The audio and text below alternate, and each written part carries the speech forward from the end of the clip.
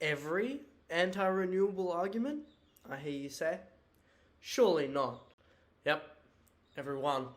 I've been into some seriously dark places on the internet, and I've found every argument against renewables. So without further ado, let's get into it. Are renewables just as bad for the environment as coal? This is normally like a waste disposal argument I hear people making. But wind turbines, they last about 20 years with most of the materials being recyclable. According to this website, solar panels are a bit harder to recycle, but we can do it. They last about 20 to 25 years, and the recycling industry is growing and getting more effective. Solar and wind provide the cheapest power for 60% of the world, and the price is still going down. That means they're cheaper than nuclear power. Micheal West made a good video comparing like the Murdoch media's argument. So that's just like the Sky News pundits, what they're kind of spouting out, getting their fake experts to say, to what the actual experts are saying. So I'll link that in the description. You can probably see it up here. He cites the CSIRO and the IEA, both like actual research agencies, scientists on their team, and they both conclude that nuclear energy is way too expensive. What about when the sun stops shining and the wind stops blowing? Well, solar and wind farms work in grids that store energy like exactly for these occasions. This management is only getting more effective as the technology develops, and renewables are just getting more and more reliable. Excuse me, Mr. Woke. Don't electrical cars need coal to recharge their recharging stations? This is a common like Facebook talking point. The answer is yes, as long as like recharging stations are powered by coal. But if they're powered by renewable clean energy, then they won't be powered by coal. So it just depends what our energy source is. Don't you know that the WEF doesn't care about us? They're just trying to take away our power, man. The common argument here is about like developing countries, and they'll need fossil fuels. I'll get to this more in a second. If it is like meant to take power from the masses in the developed world, then this graph shows that at least death rates won't be so high, and that's directly from pollution. And then there's the damage that fossil fuels do to the environment, which is like way more than changing the climate. For example, strip mines sometimes require entire mountaintops or forests to be removed or blasted away. And that has devastating impacts on the ecosystem, which affects local jobs in basically everything from tourism to fishing. Now that's a very like first order consequence of that kind of ecosystem damage, but as you'll see a bit later in the video, it can get a lot worse. People have been going on about climate change for years. There's no consequences, just alarmists. Well, that's true in like Australia and US, like we can barely feel it. Like it might be getting hotter, like a bit more bushfires. Australia is actually getting like more floods. People will argue about whether that's actually a direct consequence of climate change, which I'll talk about more in a second. The main concern is Africa. Like shit's getting real bad in Africa right now. For example, in Niger, 100,000 hectares of agricultural land is lost every year to desertification and climate change. So like what was once like good farming land that would create jobs and everything, it's just desert and can't be used. There is some like initiatives against that are like helping to combat it, but like it's still a massive problem. Because of failed rainy seasons and the effect this has on agriculture, 3.3 million people in Niger are now food insecure. That means they can't get their nutritional needs to develop properly. Now it's time to tackle this dude, the king of the neckbeards.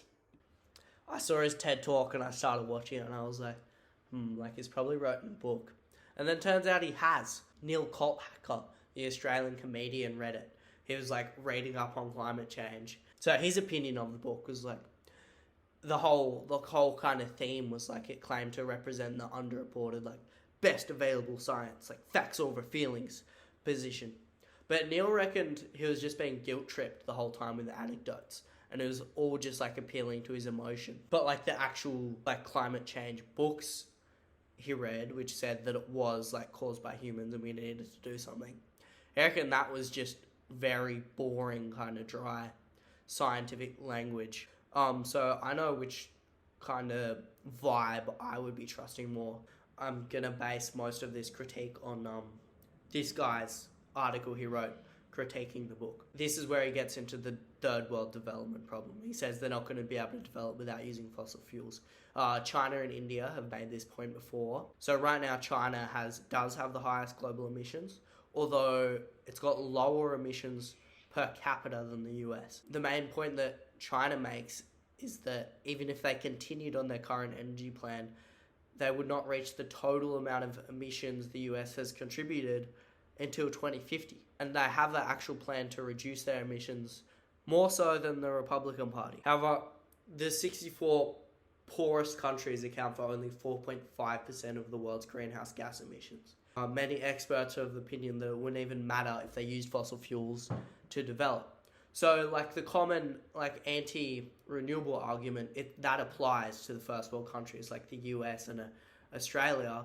It's like, well, no, if we all switch to renewable energies, those third world countries that could still develop using fossil fuels, and it would have, like, the minimal effect on the environment. That isn't to say that I should keep it in their mind, like, effects on the environment when they're developing.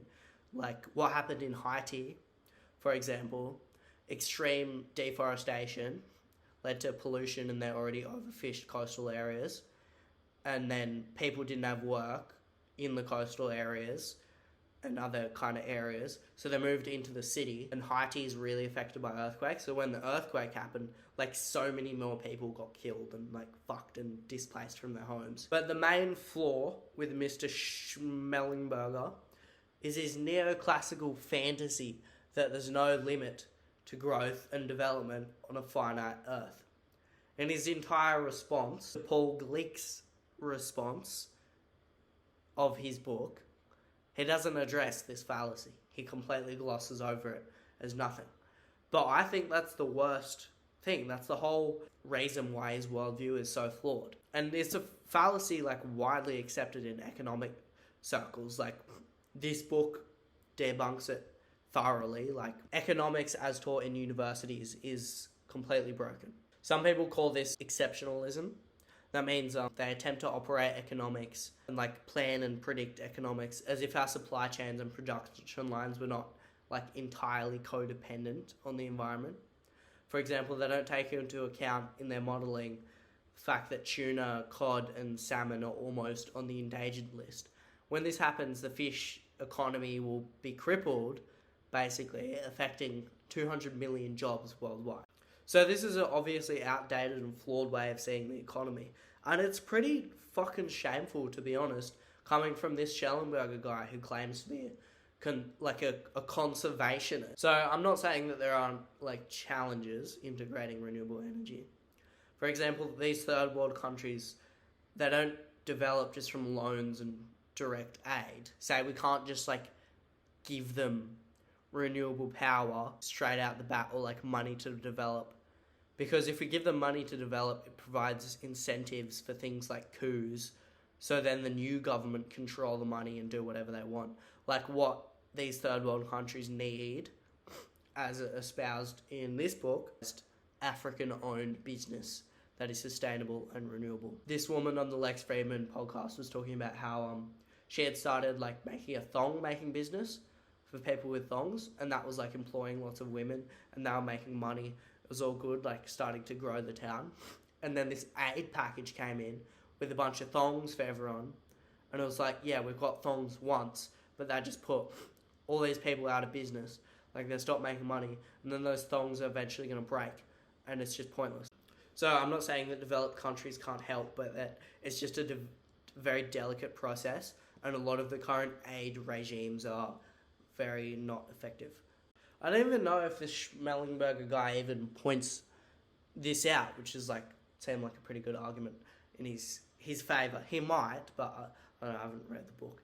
But he just doesn't acknowledge the same kind of problems apply to nuclear energy, which he's a big proponent of. Like, imagine trying to put a nuclear power plant in a country rife with corruption, which is most African countries, and, like, constantly having military coups, and, like, 50% of the population is, like, starving, angry, and armed.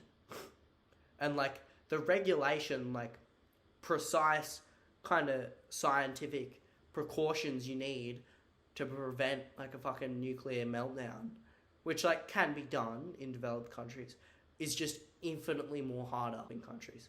So like I said, maybe they can use fossil fuels, but like it's not an argument for nuclear energy. So then Shellenberger, he gets into this kind of climate skepticism, and he's like, it doesn't cause extreme weather events.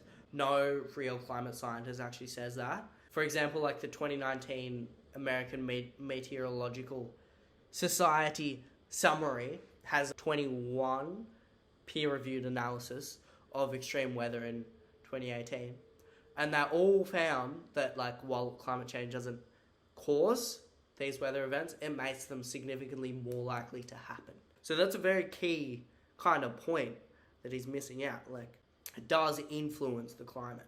And then he says that that like the climate science is uncertain, like it's all, we don't know. That's not really accurate. Again, like the scientific consensus is that it's gonna be fucking bad. Like, we're already experiencing these problems, but we just can't like predict the exact problems. To quote Paul Gleik, when scientists discuss possible catastrophic climate risks, they are not being apocalyptic.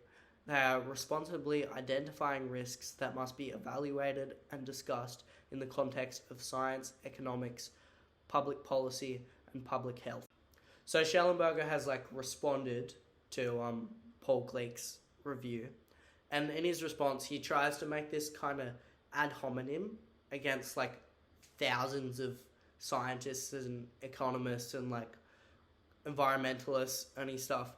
And he says that they don't want to admit the power of nuclear energy because that would affect our identity, which we've supposedly like constructed around this whole like environmental hippy dippy movement, because there's nothing to worry about. But it's like, I think like all these fucking scientists, like professors, people who've spent their life trying to study this issue, trained in like academia, they're a bit more like robust and like than like have like this kind of fragile ego. Like especially all of them, if 97% of them are saying like one thing, like you've got a lot of kind of proving and meticulous journalism to make to say that they're all swept up into this kind of identity politics thing, or they're all like funded by some corporation. Like the burden of proof is significantly on you guys and not on us. So editing this video, I came across this Guardian article.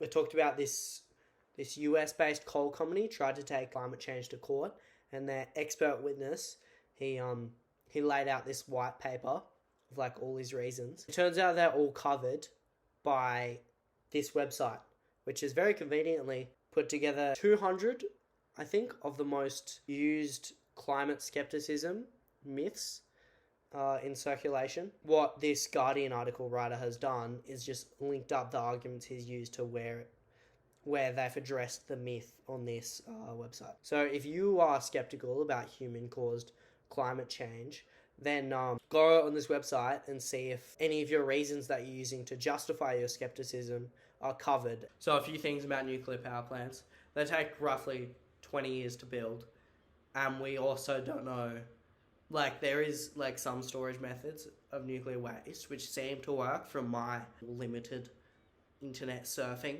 but we don't have a way to communicate to like future generations, say like in 1,000 years now, how dangerous it is. Like that could have seriously catastrophic consequences if like 2,000 years from now a civilization like breaks open a nuclear power thing. So like all this like innovation and kind of free market principles that Ben Shapiro likes to spout, it seems to have worked. Like we found a solution that's like solar power. It's improving. It already works. It's already the cheapest, the most effective, and it's getting better. That just means the fossil fuel industry will suffer. And they have made serious gains into the conversation in America and Australia. Like on one side, you've got like the already like classical conservatives that are like, they don't like imposition on the free market kind of thing. And they're like, yeah, government, top down economics. The government should be tyrannizing the process, because it doesn't work. I've had my fucking spiel about this argument. You can see this video if you want to look more. But the other side of it is these hippies, these like previously kind of like anti-big corporations, they see the WEF or like organizing all these corporations trying to get them towards the renewable goals, and they get quite scared. There's a lot of kind of stuff on the internet about how the WEF is planning to like revolutionize industry and how that's going to be really bad for the population. But like I said in this video, renewable energy, they're not that bad. There's a lot of misinformation about them, and most of it, like, it's driven by the fossil fuel companies. They want to influence public opinion to think that this exceptionalism kind of way of seeing the world works. They want to influence us to think that we don't need renewable energies and that we can do whatever we want to the environment and it won't have any effect. They employ literally the same people, as shown in this book, as the tobacco companies did in like the late 20th century, to say that, to like cast doubt over the science, to say like, we're not sure, like the science is uncertain. Making things seem more doubtful is so much more effective than just saying it's wrong outright. Like all these corporations working with the WEF, they're not doing exactly what the WEF says. The WEF doesn't have that much power. The WEF just talks to them and tries to encourage them, tries to get some sort of base level deal. So the way I see it, you're either for or against these fossil fuel companies. There's no middle ground. So I didn't bother to reassure you that wind farms don't kill birds. Like, I know you're better than that. If Peter Dutton, for example, the Australian opposition leader, really cared about birds, there's a million things he could change about his environmental policy to help. I've said this before, I think in like 2018, like deforestation jumped by 1,400% under the Liberal Party. Like, how many fucking birds and wildlife and like structural damage to the ecosystem do you think that's doing? If he wanted to build a nuclear power plant, which is what all these like Sky News pundits are saying, well, they had 10 years in power to start doing it, and they didn't start. It's because they know it's not viable. They know it's pointless. Same with Donald Trump. Like, I don't fucking know anything about his mindset, but like, he does not have the power in the Republican Party to phase out fossil fuels, which is the main issue. Like, he can say rhetorically, like, yeah, I'm pro-nuclear energy, but like, you need to A, phase out fossil fuels, and B, build like a lot of nuclear power plants, which is going to cost a lot of money. Well, that's been done. We can throw this conversation in the bin.